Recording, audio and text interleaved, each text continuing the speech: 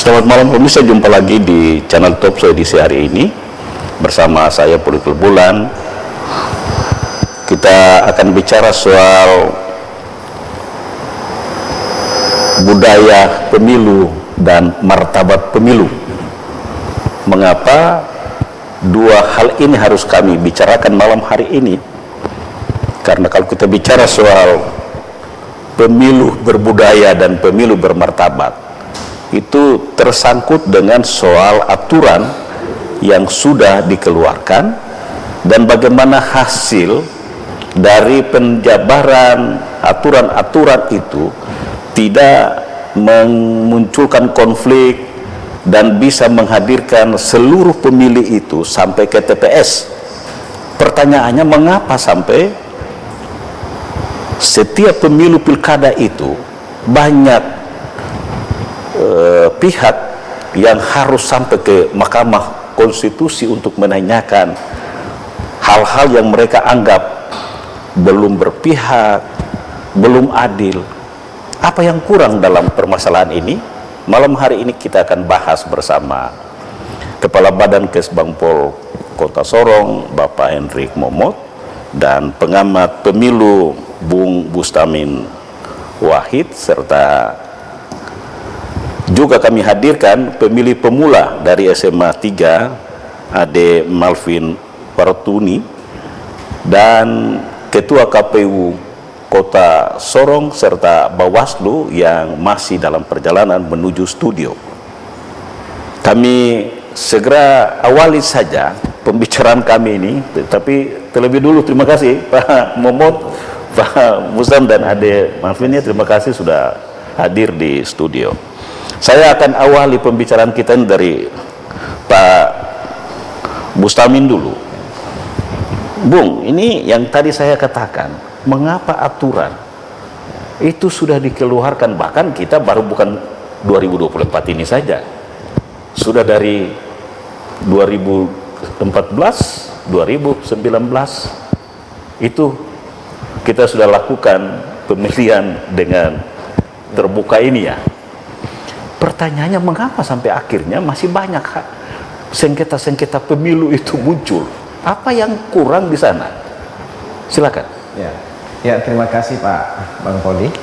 Memang dalam sejarah demokrasi kita selalu memberikan catatan-catatan, bukan berarti harus catatan hitam ataupun catatan merah, tetapi setidaknya dalam perjalanan sejarah ini sendiri, demokrasi itu sendiri, regulasi berdemokrasi kita itu memberikan ruang sehingganya semua orang yang berkonsentrasi dalam arena demokrasi atau politik itu akan mendapat ruang untuk mencari jalan keadilan, salah satunya dengan menuju ke MK dan segala macam. Tapi kalau kita pun merunut ke belakang dalam sejarahnya itu, memang dalam konteks politik, dalam sejarah demokrasi kita itu selalu ada dua dimensi yang selalu kita bertarung, antara bagaimana merebutkan kekuasaan dan bagaimana mempertahankan kekuasaan. Dua ruang ini yang selalu menjadi nalar para elit politik atau petarung politik ini, sehingga tidak bisa oh saya tidak mau kalah segala macam.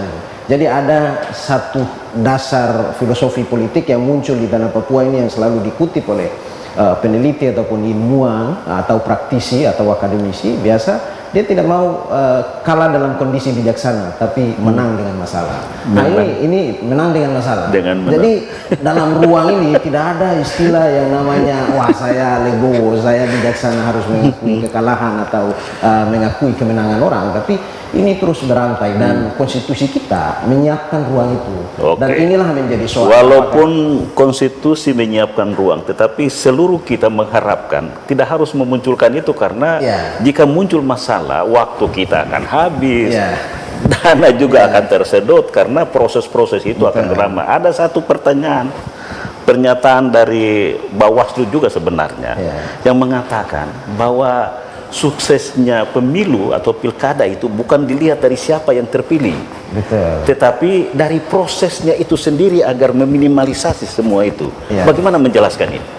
Jadi memang kita diberikan kesempatan dan dilegitimasi oleh regulasi, Tapi memang ruang ini terus diberikan, dan orang-orang para berbondong-bondong menuju MK untuk mencari keadilan, walaupun efek secara sosial politik itu sangat besar. Anggaran juga tidak cukup besar, kemudian modal sosial, modal simbolik itu rusak karena sebuah pertarungan yang tidak pernah selesai. Nah, menjadi catatan berikut misalnya yang tadi dibicarakan, kita bisa lihat dalam beberapa catatan sejarah bahwa misalnya masalah-masalah yang muncul termasuk money politik dan segala macam, itu bukan konteksnya politik hari ini saja, tapi dalam sejarah demokrasi kita ketika pemilu 1955 itu proses transaksi politik sudah terjadi, dan itu menjadi bola liar sampai saat ini.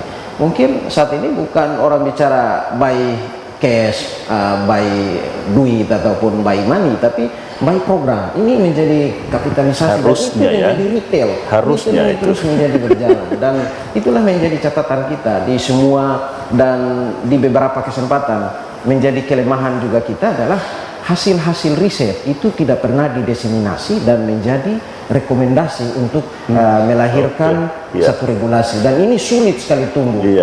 Misalnya sederhana, saya bilang undang-undang tentang kepemiluan itu paradigmanya sangat universal. Kapan sih kita hadirkan paradigma itu dan tumbuhkan paradigma itu dalam kondisi kepapuaan? Ini tidak terjadi. Saya sering bilang kepada penyelenggara bahwa orang di tanah Papua itu lebih takut Swangi dibandingkan takut regulasi undang-undang. Orang lebih takut Swangi. Artinya bahwa kita tidak menginginkan proses-proses ini terabaikan ya, karena memang regulasi dan pemahaman-pemahaman itu kan setiap pemilu kan sudah harus disosialisasikan. Bagaimana Anda melihat peradaban pendidikan politik partai-partai politik dalam pencalonan di 2024? Apakah sudah masuk kepada bagaimana yang tadi Anda bilang program itu harus bisa menjadi target dalam mensosialisasi diri? Anda melihat sudah jalan kan belum? Ini memang kalau kita lihat pendidikan politik kita ini kan semacam musiman ya 5 tahun euforianya muncul, kemudian ini juga, tapi tidak sepenuhnya kita harus salahkan dalam partai politik, karena tanggung jawab pendidikan politik ini berada di semua kalangan, termasuk perguruan tinggi, kemudian media memberikan advokasi secara baik. Tapi saya memberikan catatan bahwa kita punya sejarah peradaban kepemimpinan di tanah Papua itu. Ada 3 hal yang menjadi riset kita, misalnya pendidikan inisiasi di Tambrau, kemudian pendidikan Wofle di Maibrat, kemudian pendidikan Kambing di suku Moi itu sendiri, memberikan tentang pelajaran pendidikan politik. Ketika kita konstruksi dalam pendidikan politik saat ini, ruh-ruh ini harus diangkat dan harus dijiwai, bukan hanya sekedar biasa politik yang hanya dibicarakan bagaimana strategi pemenangan. Anda cukup bagaimana mengelola politik, bagaimana strategi, karena kalaupun kita bicara politik lebih pragmatisnya, bagaimana ini strategi ini, bagaimana memobilisasi, bagaimana preferensinya kita nggak cukup diselesai di situ saja. Mau tidak mau semua sumber daya ini digiring dan menjadi nilai dalam elit ataupun aktor politik di sini. Sebenarnya tunggu, kalaupun tidak begitu sulit sekali kita menggerakkan ini. Dan partai politik yang secara praktis berperan langsung ini betul-betul hadir, bukan hanya perkara karena musiman, hari ini mungkin euforianya begini, kemudian besoknya sudah redup. Karena memang mengelola partai politik bukanlah mudah dalam sejarah demokrasi besar. Itu juga membutuhkan modal finansial yang besar dan modal sosial yang cukup untuk menggerakkan semua ini. Lebih-lebihnya, kenapa kami lihat dalam sisi pandangan sosiologi politik, modal kultural dan modal simbolik menjadi penting dalam memboboti pendidikan politik di generasi muda. Pak Momok, ini masih ada kemungkinan untuk nanti di pemilu ini memunculkan hal-hal yang kita tidak kehendaki. Tanggung jawab Kesbangpol yang Bapak pimpin ini, satu tujuan akhirnya itu adalah bagaimana menjamin NKRI ini harus tetap seperti yang sekarang. Pelaksanaan pemilu itu tidak memunculkan masalah-masalah. Komunikasi apa yang sudah dibangun, Pak? Terutama dalam bagaimana KPU berperan, Bawaslu berperan, partai politik harus berperan, dan pemilih itu juga harus berperan. Apa yang sudah dikomunikasikan agar semua kita ini harus bisa menjaga bagaimana pemilu itu harus bermartabat. Silakan. Ya baik, terima kasih Pak Poli. Pemerintah ini pertama tugasnya tuh memfasilitasi, itu landasan pertama. Kita punya tugas baik pemerintah pusat maupun daerah, tugasnya memfasilitasi penyelenggara. Itu diamanatkan dalam Undang-Undang Nomor 7 2017 itu. Itu yang pertama. Yang kedua menyangkut tentang situasi keamanan ke depan. Kota Sorong ini kan kota barometer di tanah Papua. Ini kota barometer tanah Papua, bukan kalau bilang tanah Papua berarti semua provinsi. Ada di tanah Papua, ada di kota Sorong ini. Secara khusus kita bicara Papua Barat Daya. Papua Barat Daya ini kan 5 kabupaten dan 1 kota. Jadi titik krusial kita yang nanti menjadi fokus kita itu menyangkut situasi keamanan di kota Sorong ini. Karena semua orang itu akan berkumpul di sini. Berkumpul di sini merancang sesuatu untuk kepentingan mereka masing-masing seperti tadi disampaikan oleh pembicara terdahulu. Iya. Jadi situasi keamanan ini kita juga sudah diamanatkan dengan undang-undang. Tugas pemerintah pertama memfasilitasi, yang kedua menyangkut keamanan itu tanggung jawab TNI Polri. Kami selaku Badan Kesebelasan Pemerintah Daerah berkoordinasi itu melalui forum yang namanya Forkopimda. Forkopimda itu punya tanggung jawab bersama-sama dengan pemerintah daerah dalam rangka sinkronisasi, menjaga keamanan, dalam rangka mewujudkan cita-cita kita yaitu 5 tahun yang kita harapkan nanti berjalan dengan baik. Siapapun dia, baik itu calon yang nanti akan ke Senayan maupun yang ada masuk ke provinsi Papua Barat Daya, kota, yang ada di kota maupun di kabupaten lain yang ada di daerah Sorong Raya ini, dia mengambil bagian dalam mencalonkan diri, berarti dia adalah anak bangsa. Tanggung jawab dia adalah menjaga keamanan. Karena apa? Ketika mencalonkan diri, di belakang dia itu ada pendukung-pendukungnya. Di belakang dia itu ada pendukung-pendukungnya. Yang bisa menerangkan itu adalah caleg yang bersangkutan. Caleg yang bersangkutan. Dan bagaimana wujudnya untuk betul-betul apa yang diharapkan dan bagaimana KPU serta Bawaslu itu harus memperankan diri, kita jeda kembali sesaat lagi.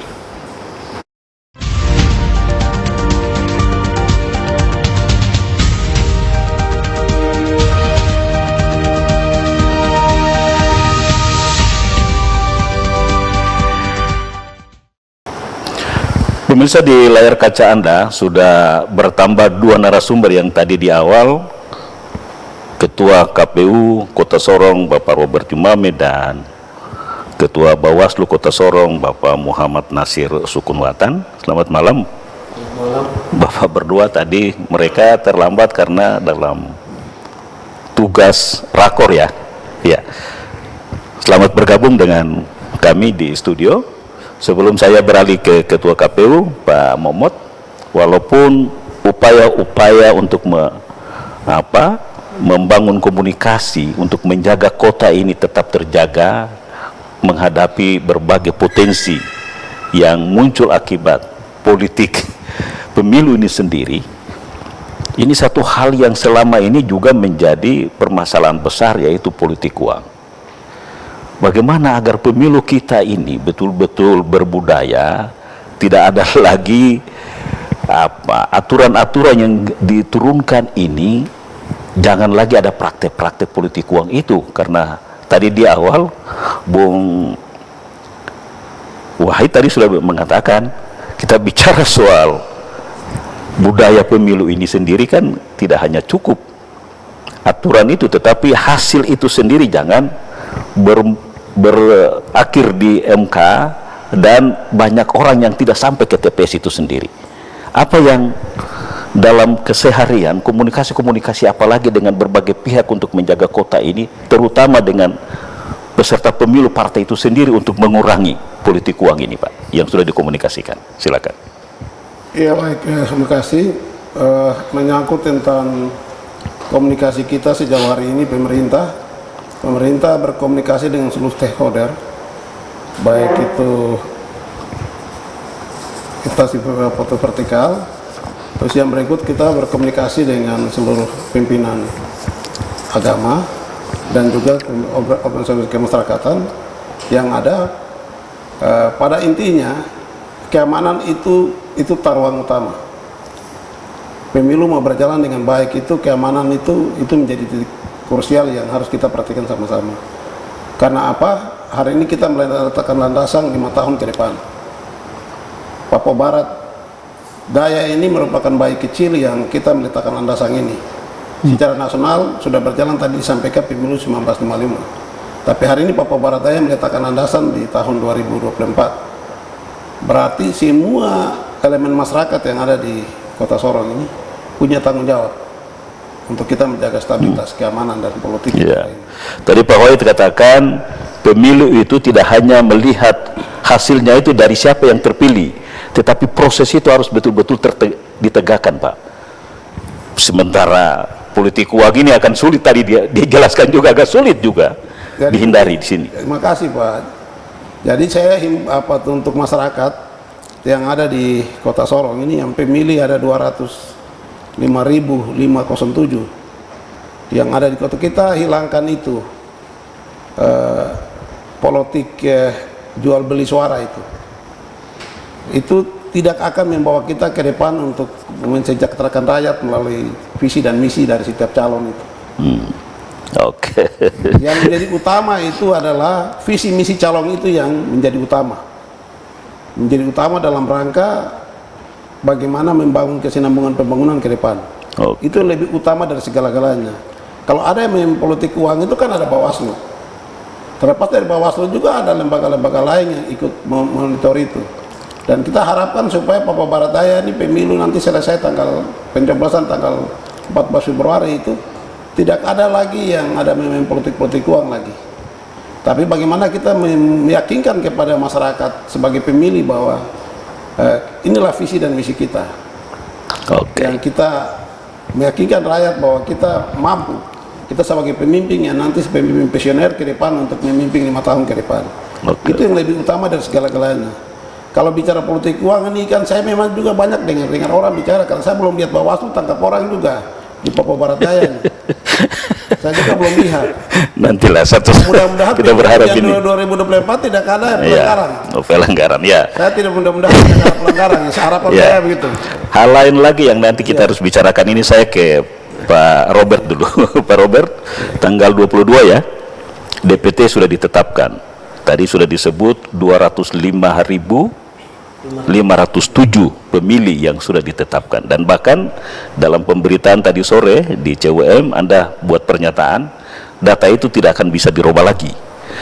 Pertanyaan besarnya, Dukcapil ini kan masih terus berproses untuk menerbitkan KTP ini. Bahkan ada wawancara dengan kepala dinas, itu mereka akan lakukan perekaman itu sampai H-1 pencoblosan tanggal 14 Februari. Bagaimana menjamin seluruh pemilih, karena tadi di awal kita bicara kedaulatan itu sendiri, itu kan tidak hanya memilih orang, tetapi orang semua itu harus bisa menyalurkan hak suaranya. Bagaimana menjamin orang bisa sampai ke TPS dengan tadi 250, sementara di Dukcapil katakan sampai dengan Februari itu sekitar 300.000 akan diterbitkan itu KTP-nya itu, Pak. Bagaimana menjawab itu? Silakan. Ya, baik, boleh pemirsa CWM di mana saja berada, selamat malam. Sebagaimana kita ketahui bersama bahwa pada beberapa hari lalu, tepatnya di tanggal 22 Juni ya, 2023, kita berproses dalam penetapan daftar pemilih tetap dalam pemilihan umum tahun 2024 sampai dengan jam 5 subuh tanggal 23 Juni 2023 kemarin. Ini kita berhasil menetapkan daftar pemilih tetap Kota Sorong, yaitu berkisar di 205.507 orang pemilih yang akan mengikuti proses pemilihan umum di tanggal 14 Februari 2024. Bung Poli dan pemirsa di mana saya perlu ketahui bahwa proses penetapan DPT ini itu berlangsung cukup lama, ya, itu dari hampir 7 bulan ya, 6 bulan. Karena berdasarkan ketentuan peraturan perundang-undangan, khususnya di Undang-Undang 7 2017 terkait dengan penyusunan daftar pemilih, juknis kita di PKPU tentang daftar pemilih itu kita diberikan data agregat kependudukan oleh pemerintah pusat melalui Kementerian Dalam Negeri ya, Dirjen Dukcapil, itu 16 bulan menuju pemilu. Penetapan. Ya, pemilu, sorry. Oh, tahapan. Tahapan pemilu, tahapan apa namanya pemilihan. Kita dikasih 16 bulan mengelola data pemilih itu. Jadi ya, kita telah dikasih di bulan sekitar bulan Oktober kemarin, September Oktober, itu kita berproses untuk menetapkan data pemilih. Jadi itu ditetapkan oleh KPU RI itu sebesar data yang diberikan oleh kementerian itu sebesar 210.000. 210.000. 135.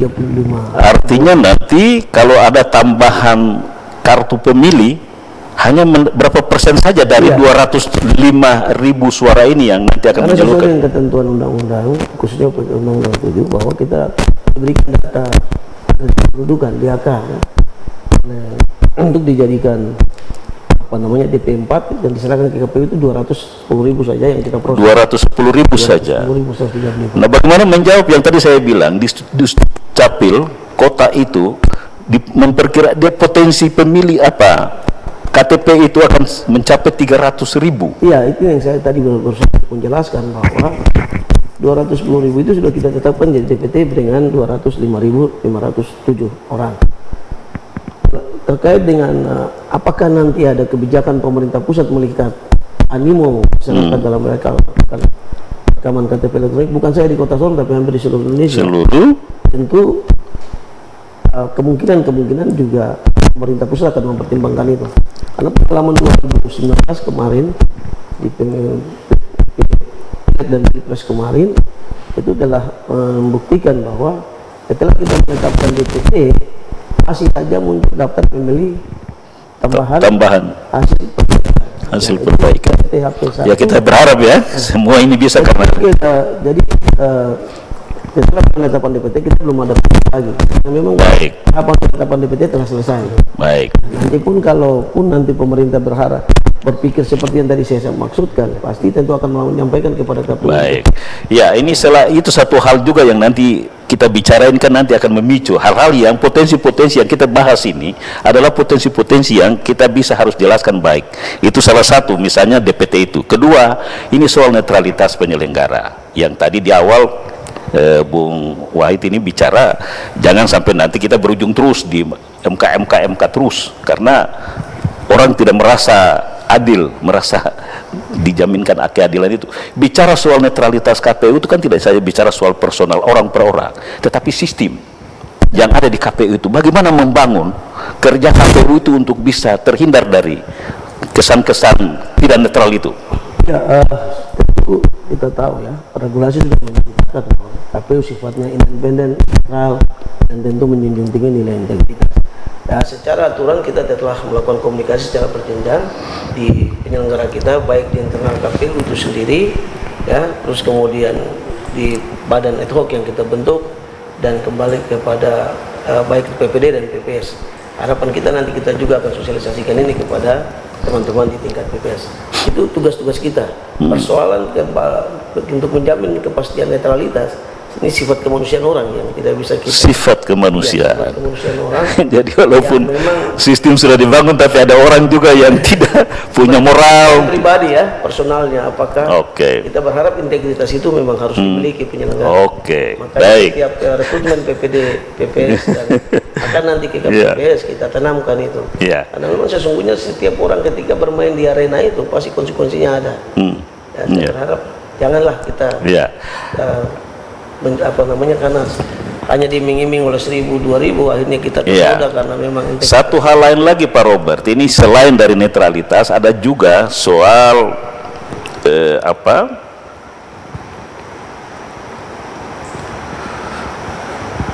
regulasi yang memunculkan mutakhir itu misalnya soal dana kampanye dan dana sosialisasi partai. Ini juga masalah yang kan kalau tidak salah ini kan ada pengucuran dana untuk partai-partai Pak ya. Tadi kita belum jelaskan, tapi bagaimana juga regulasi bisa mempertegas soal mana saja dana yang untuk kampanye dan mana untuk sosialisasi partai-partai itu.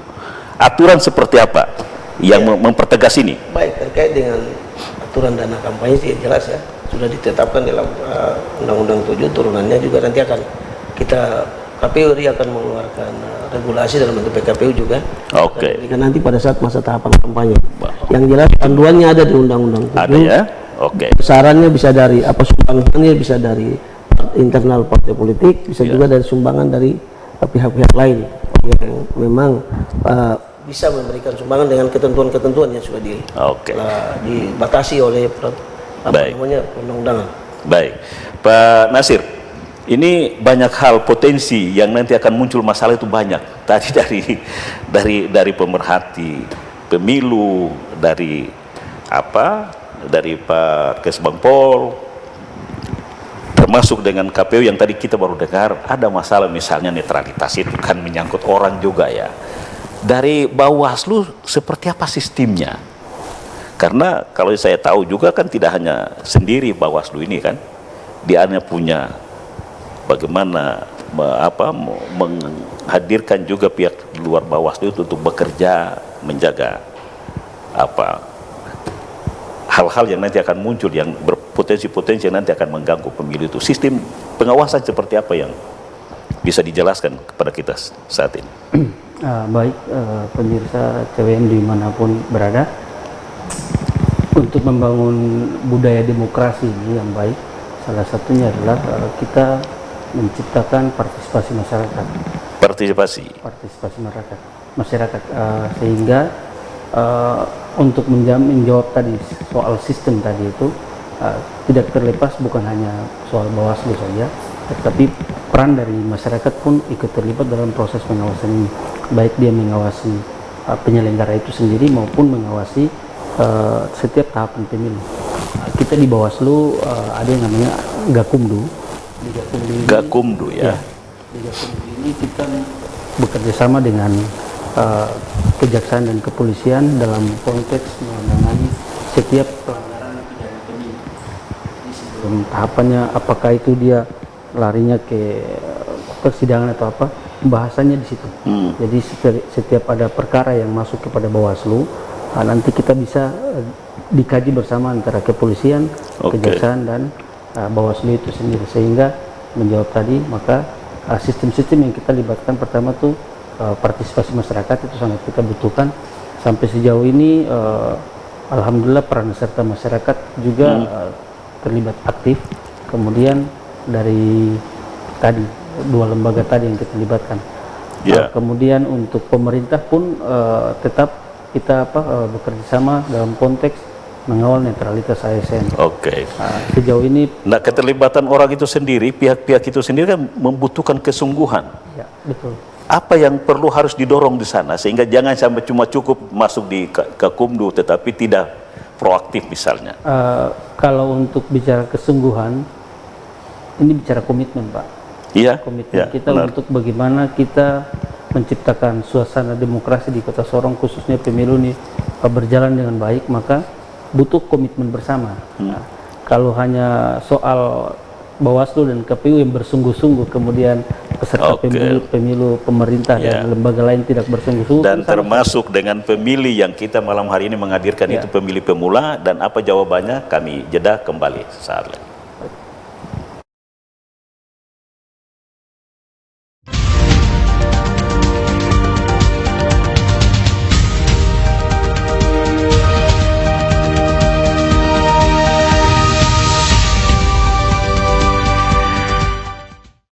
Ya, di sesi ketiga ini sebelum saya persilakan narasumber, saya ingin dulu mendengar ini. Kita ingin mendengar pemilih pemula, Ade Malvin Wartuni.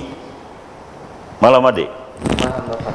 Ini Ade sudah di kelas berapa? Kebetulan saya sekarang naik kelas 3 SMA. Kelas 3. Usia berapa sekarang? Saya 17 jalan 18 tahun, Pak. Jalan 18 tahun berarti sudah sudah berhak ya. Berarti baru kali ini ya, baru mau ikut ini. Iya, ini pertama kali saya mengikuti pemilu nanti. Pemilu. Ade sudah daftar? Sudah, Sudah daftar sebagai pemilih? Sudah? sudah. Sudah terdaftar? Sudah. Daftar di mana? Saya sudah buat KTP. Sudah KTP. Oh, berarti tapi sudah terdaftar di DPT? Saya rasa sudah. Sudah rasa. Artinya di tempat tinggal belum ada. Oh, ini nanti KPU nanti harus ini ya. Harus umumkan itu baru bisa ini ya. Iya. Ya, kita berharap supaya Ade Malvin ini sudah bisa ini. Pemirsa kita dan kami juga ingin tahu kalau misalnya Ade betul-betul mau ikut pemilih ini. Iya, saya mau ikut. Kenapa? Karena menurut saya punya hak untuk menyumbangkan suara saya. Punya hak. Punya hak untuk menyumbangkan suara saya untuk memilih pemimpin yang berkualitas untuk bangsa dan negara ini. Amin. Jadi begitu ya, Ade mau karena itu ya, mau menyalurkan hak suara. Sekarang bagaimana Ade mau pilih orang, katakanlah caleg, anggota DPR, dan mungkin saja kepala daerah. Bagaimana cara Ade mengetahui rekam jejak orang itu? Apa cara Ade untuk bisa mengenal calon-calon nanti seperti apa? Iya Bapak, jadi mungkin cara saya mengetahui calon-calon yang mungkin saya akan pilih, mungkin saya bisa mencari tahunya di media cetak atau di media sosial, atau sekarang yang kita sering dengar biasa muncul di surat kabar, di TV, di sosial media, yang mungkin informasinya itu dapat kita percaya, yang valid. Seperti itu Bapak. Jadi Anda aktif untuk itu ya? Iya, saya aktif. Jadi nanti harus melalui cara itu ya? Iya.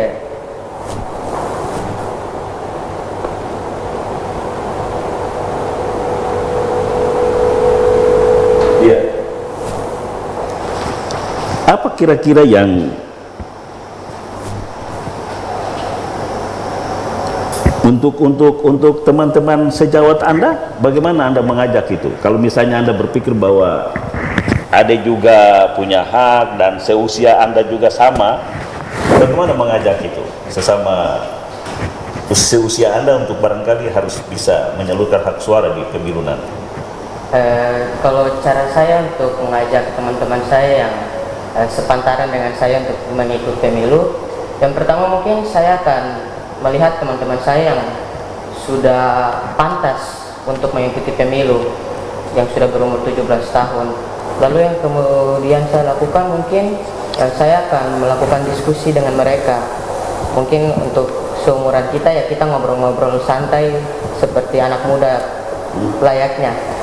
Dari situ saya akan memberikan sebuah pertanyaan kepada mereka bahwa pemilu sudah dekat. Kira-kira calon siapa yang akan kalian pilih? Nah, dari tanggapan atau respon mereka, saya akan menyimpulkan kalau teman-teman saya merespon bahwa punya respon yang baik tentang pemilu,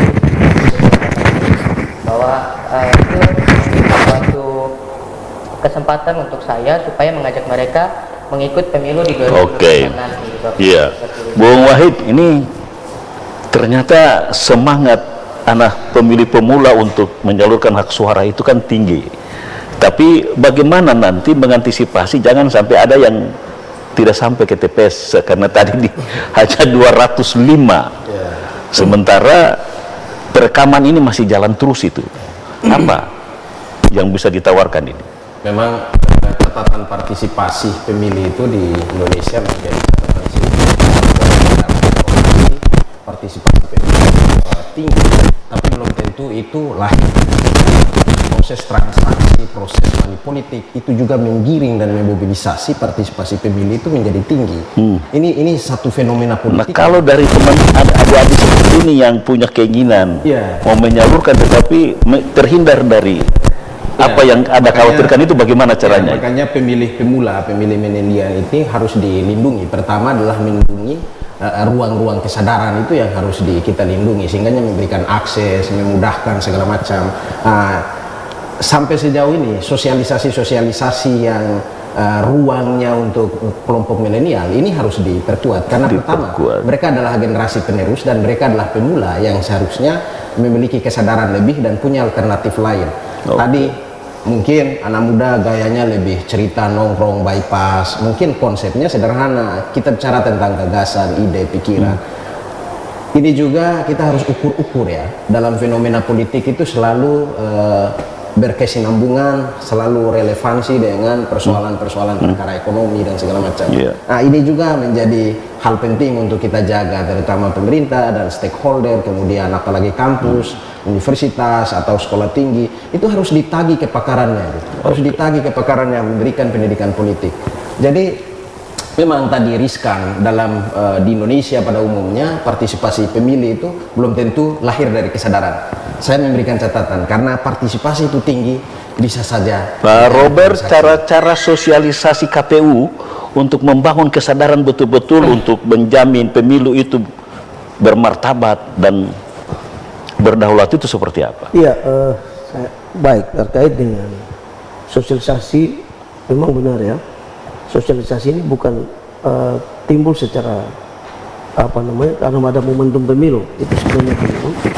Yang kita berharap pendidikan pemilu bagi pemilih pemula itu harus dimulai sejak dari pendidikan di tingkat pendidikan sekolah begitu, minimal dijadikan kurikulum atau semacamnya. Kemudian itu akan berkembang menjadi semacam karakter atau budaya, sehingga orang memahami, mereka pemilih pemula menganggap bahwa pemilu itu penting sesungguhnya. Jadi pemilu itu bukan hanya karena kita setiap momentum 5 tahun sekali kita hadir ke sana. Saya sepakat apa yang disampaikan oleh Bung Segai ini, pengamat pemilu politik, Pak Wahid. Memang partisipasi pemilu di setiap periodisasi pemilu memang ada berbagai pengaruh yang menentukan. Salah satu diantaranya adalah bukan karena kesadaran ya, mereka hadir ke sana karena adanya dorongan-dorongan yang lain ya, misalnya proses transaksional, money politik dan lain-lain. Tapi saya berharap ya, tugas kita KPU dan Bawaslu, kami berharap bahwa pemilu selain nanti pemilu 2024 dan pemilu-pemilu yang akan datang, masyarakat hadir ke TPS karena memang keterpanggilan dan kebutuhan dia akan pemilu. Bukan karena dia hadir ke sana terus diiming-iming oleh, karena pertama dia punya mungkin karena hubungan emosional, ada kakak dia atau pada bapak atau tante atau mama yang maju, atau ada om, bukan karena itu. Kemudian mungkin hadir ke sana karena ada proses money politik yang berlangsung. Itu kita berharap jangan seperti itu. Tapi memang kebutuhannya akan pemilu setiap 5 tahun itu memang penting, karena di situ dalam pemilu itu kan kita melakukan proses pergantian pemimpin secara nasional, baik pemimpin nasional maupun pemimpin daerah ya. Itu. Ya, pemirsa, kami berikan kesempatan Anda di 0813 44 60 7766 untuk memperkaya diskusi kami di studio ini. Jika ada yang ingin memperkaya pembicaraan kami dari yang sudah kami perbincangkan, dan kesempatan Anda kami akan berikan setelah jeda iklan berikut ini.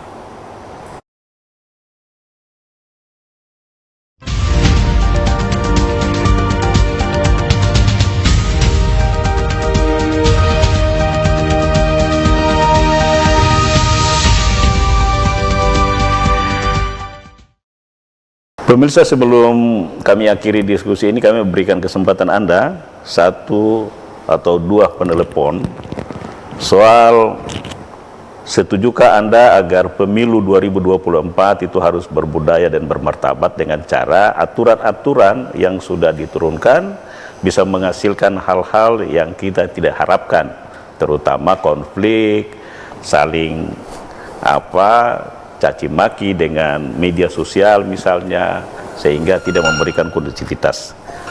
Ya, halo, selamat malam. Selamat malam. Halo.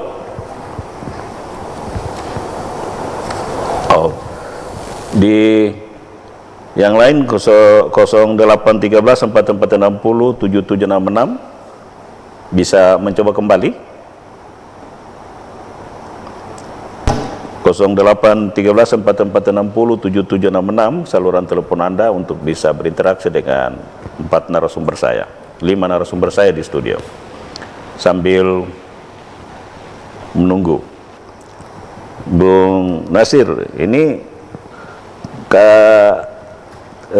Bawaslu juga kan tidak hanya dalam pengawasan itu juga kan punya partisipasi untuk bagaimana menyadarkan orang ya, tidak hanya untuk ikut mengawasi, tapi kita terima dulu. Halo, selamat malam. Halo. Halo, selamat malam, Pak. Iya, dengan siapa di mana? Iya. Paling dicek deh gitu ya. Halo.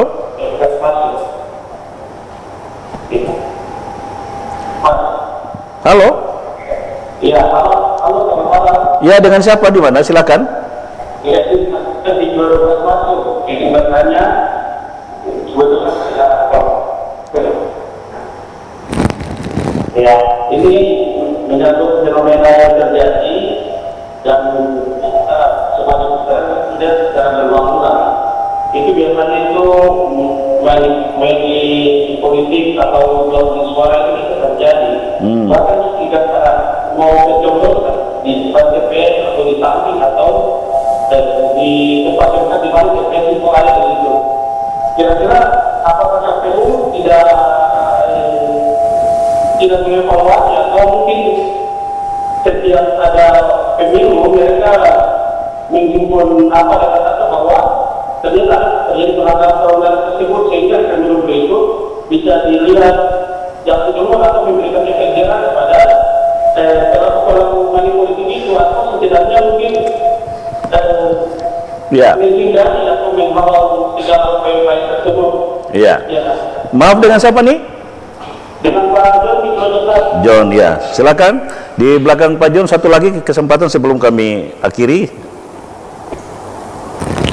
dialog kita malam ini. Ya.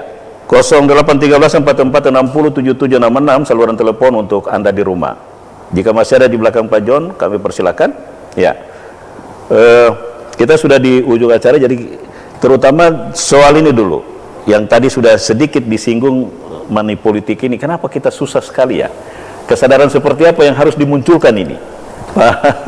Saya mulai dari Pak Bawaslu dulu. Baik, sebenarnya kalau bicara soal money politik ini sulit untuk Sulit. dihilangkan. Kenapa? Tidak ada sistem yang bisa mendeteksi. Saya itu sulit untuk Artinya kalau ini kan muncul dari orang di pemilih misalnya, kan serangan fajar itu kan biasa kita dengar dari orang ini. Oh, kita terima dulu. Halo, selamat malam. Malam, Pak. Iya, dengan siapa di mana? Dengan Bapak Yance. Silakan Pak Yance. Terpengaruh sekali dengan money politik itu yang ada sementara ngomong ini, Pak. Oke. Pimpinan-pimpinan di anggota dewan atau di Bawaslu itu, mereka itu harus jadi panutan, Pak. Panutan. Kalau jadi panutan, otomatis semua masyarakat itu seperti begitu, Pak. Ya Pak, ya. Kami ini rakyat kecil, Pak. Cuma satu hal yang saya mau bilang, yang dulu 3 orang itu coba tunjukkan kita yang baik untuk kami sebagai masyarakat. Jangan cuma ngomong di depan, sementara pelaksanaan di lapangan itu beda. Oke. Ya, baik Pak Yance. Sekarang ini buat terjadi money politik, untuk pemilihan berapa puluh kali ini, money politik itu berkembang terus, tapi tidak ada penyelesaian. Oke. Ya, baik. Baik, Pak Yance. Waktu kita sudah sangat terbatas, kita statement closing ini bagaimana kita membuat sebuah pernyataan keras soal hal-hal yang tadi dipertanyakan oleh pemirsa kita ini dan hal-hal lain yang sebenarnya masih saja akan kita hadapi di dalam pelaksanaan ke depan ini sendiri. Saya awali dulu dari Pak Momot. Iya, baik. Kita bicara soal aturan dan soal kualitas itu sendiri diukur dari bagaimana hal-hal ini harus bisa tercegah, Pak. Adakah? Tidak ada. Tadi ada pertanyaan, tidakkah cara? Tidak ada cara kah? Kita sudah jalan berapa periode ini?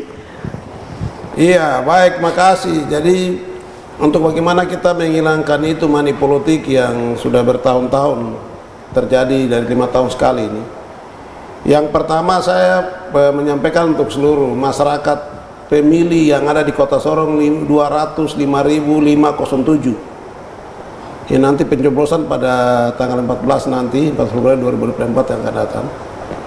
Pertama, saya ingatkan bahwa untuk menghilangkan money politik, yang nomor 1 itu adalah taruh visi dan misi para calon itu. Itu lebih utama dari segala-galanya.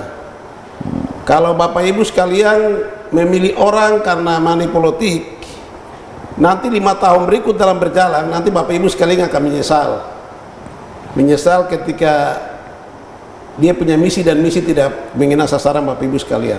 Oke, jadi visi misi harus jadi acuan ya. Jadi acuan itu menjadi dasar utama untuk menghilangkan itu, image itu, money politik itu. Iya. Itu dari lebih utama dari Iya, baik Pak Wahid. Kita kalau berharap pemaparan visi misi, bisakah satu waktu ini kita dengar seperti misalnya MRP itu calonnya itu harus mempresentasi visi misi. Bisakah bahwa pemilihan satu saat ke depan calon-calon anggota DPRD tidak hanya kepala daerah? Ya, apakah bisa juga dengan syarat itu harus dia memaparkan visi misi itu untuk bisa menjawab apa yang sekarang kita bicarakan ini, termasuk dengan penelepon tadi? Itu juga menjadi soal ya, kalau calon legislatif itu lebih membawa visi misi partai, berbeda halnya dengan calon anggota, calon kepala daerah dan lain-lain. Memang soal-soal manipulasi. Bedanya apa? Karena kalau visi misi legislatif itu orang nggak ada bicara visi misi personal itu, tapi komitmen elit itu dengan aktor politik dengan pemilih, ya itu sudah menjadi hal yang biasa. Tapi nggak mungkin, saya mau visi misi, padahal visi misi partai, dia menjalankan visi misi partai sebenarnya kalau caleg. Beda halnya dengan calon kepala daerah. Terus kita hanya berharap bahwa rangkaian sejarah demokrasi dan kemudian kita undur sampai dengan sejarah aristokrasi di dunia itu, perebutannya selalu itu. Orang jatuh karena uang, orang jatuh karena perebutan, gitu. Tapi kita hanya berharap bahwa di demokrasi ini membutuhkan satu kata ajaib dan kesadaran besar untuk menyelesaikan semua itu. Itu apa saja itu? menurut saya. Kata ajaib apa? Kata ajaib kita membutuhkan, makna dari kata ajaib adalah kita membutuhkan karena berpolitik itu meniru perilaku Tuhan. Itu yang penting. Ini jalannya. Kalaupun tidak seperti itu, sulit, Pak. Karena bukan hanya legislatif, kepala daerah dan sebagainya. Orang juga bisa main kongko-kongko di setiap pemilihan kepala desa. Itu kan terjadi. Ini kapitalisasi retail ini terus berjalan sampai di jari yang paling bawah.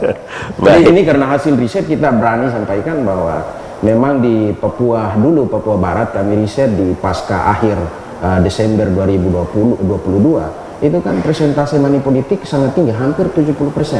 Itu mayoritas adalah pemula dan perempuan. Itu yang menjadi soal. Nah, butuh pendidikan politik yang serius dari semua kalangan. Mungkin itu saja. Pak Robert, kita ujungnya itu adalah bagaimana martabat pemilih itu harus ditegakkan, Pak. Bahasa kunci dari KPU seperti apa kira-kira untuk bisa memahamkan pemirsa kita ini? Iya, kita tahu bahwa sukses penyelenggaraan pemilu bukan karena KPU dan Bawaslu, namun sukses penyelenggaraan pemilu adalah adalah komitmen dari seluruh elemen bangsa, baik itu pemerintah, baik itu KPU dan Bawaslu, masyarakat sendiri, TNI, Polri dan lain, masing-masing memainkan peran untuk bagaimana mengawal proses tahapan pemilu menuju kepada sukses penyelenggaraan pemilu besok. Terkait dengan money politik, saya pikir itu budaya yang memang agak-agak susah dihilangkan. Tentu ini menjadi komitmen kita bersama untuk membangun suatu proses pendidikan pemilih kepada pemilu sejak pemilih pemula lah. Kalau kita yang usia-usia sekarang ini memang menghilangkan itu agak susah. Terus terang saya akui, mungkin butuh rezim atau generasi-generasi berikut yang memang harus didogma baik dari sejak pendidikan. Karena memang kenyataan di mana saya, bukan hanya di Indonesia atau di kota Sorong, tapi hampir di seantero dunia money politik itu masih berpengaruh. Masih berpengaruh. Pak Nasir, bahasa kunci Bawaslu seperti apa agar terutama misalnya main politik ini bisa teratasi dan hal-hal lain bisa tercegah. Sebenarnya saya melanjutkan yang tadi, saya katakan bahwa memang betul bahwa money politik ini sulit untuk dihilangkan karena dari pemilu ke pemilu hal ini pun terjadi, selalu bahkan terjadi. Hanya saja pertanyaan kami di Bawaslu siap menangani kasus ketika ada laporan.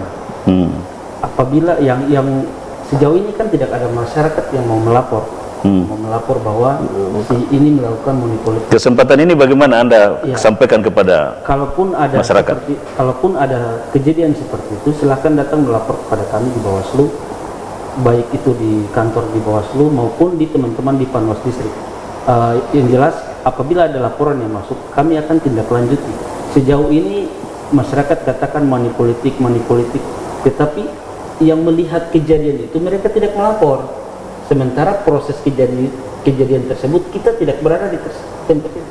Personil kita di Bawaslu Kota Sorong hanya kurang lebih 70-an, 41 panwas kelurahan, 30 dan kami 3 orang dibantu dengan teman-teman staf. Makanya partisipasi peran dari masyarakat maupun partisipasi pemuda, mahasiswa, bahkan pemilih-pemula itu sangat penting kita butuhkan, sehingga apabila terdapat kecurangan-kecurangan yang terjadi dalam proses tahapan pemilu, segera melaporkan kepada kami. Kami akan menangani baik itu di internal kami di Bawaslu, bahkan bisa kami akan membahas bersama 2 lembaga tadi, kepolisian maupun kejaksaan. Itu yang nanti kita sama-sama untuk membahas perkara di situ. Intinya bahwa untuk menghilangkan money politik, kata kuncinya adalah butuh kesadaran dari setiap masyarakat, mau terima uang tersebut atau mau melapor kepada kami di lembaga penyelenggara pemilu, khususnya di Bawaslu. Mungkin seperti itu. Malvin, pernah dengar ini money politik ini? Pernah. Apa itu money politik? Yang saya tahu itu money politik itu membeli suara dengan uang. Membeli suara dengan uang. Anda bisa ke tidak? Nanti mau coblos ini tidak pakai uang? Kalau ada yang datang bujuk bilang, sudah, atau mama bilang kata ini ada orang ambil kasih uang ini 50.000, mau tidak? Saya tidak mau, Pak. Kalau bapak yang suruh? Tidak juga. Tidak mau? Iya. Tidak mau juga? Tidak mau. Karena menurut saya mungkin uang yang diberikan itu hanya digunakan untuk sesaat saja. Tetapi kita lihat bahwa jangan karena uang itu akibatnya 5 tahun ke depan nasib dan bangsa kita nih tidak berkualitas karena memiliki pemimpin-pemimpin yang tidak berkualitas. Anggota-anggota dewan, wali kota, gubernur yang pilih ini menurut tadi apa? Dorang sudah kerja baik kah belum? Menurut saya untuk yang sekarang ya kira-kira sudah lumayan lah. Sudah lumayan ya, baru lumayan ya, belum bagus ya. Yang bagusnya bagi adik apa? Bagusnya biar saya sebagai pelajar saya mencontoh keseharian saya. Ya. Ya mungkin bagi pemimpin-pemimpin kota ya mungkin contoh kayak banjir mungkin bisa bagaimana caranya untuk bisa ditanggulangi supaya ketika mungkin uang sekolah harus bisa dibebaskan. Ada mau begitu? Ada mau uang sekolah harus dibebaskan? Ya tergantung. Tergantung sekolahnya dulu. Tapi menurut pribadi ada mau ke tidak uang sekolah itu harus dibebaskan? Saya mau uang sekolah dibebaskan. Harus dibebaskan ya, harus dibebaskan. Pemirsa, catatan kami malam hari ini dengan menghadirkan pemilih pemula dengan cara dia berpikir soal pentingnya pemilu itu sendiri di awal cukup menggugah saya pribadi. Karena apa? Kesadaran dia untuk nanti mau menunjukkan sesuatu yang betul-betul yang diinginkan itu harus bisa ditegakkan. Dan semua yang hadir ini juga, Bawaslu, KPU,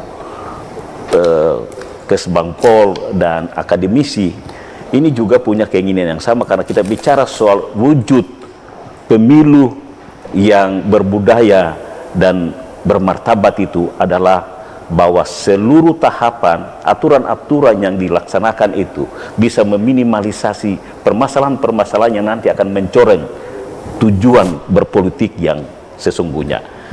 Semoga apa yang kami perbincangkan malam hari ini bisa bermanfaat bagi Anda di rumah, dan saya Polikul Bulun akhiri sampai di sini. Terima kasih sekali lagi Pak Momot, Pak Wahid, Pak Robert, Pak Nasir, dan Ade Malvinya. Terima kasih sudah berbagi, dan kami saya sampaikan sampai di sini, kita bersua lagi di lain kesempatan. Selamat malam.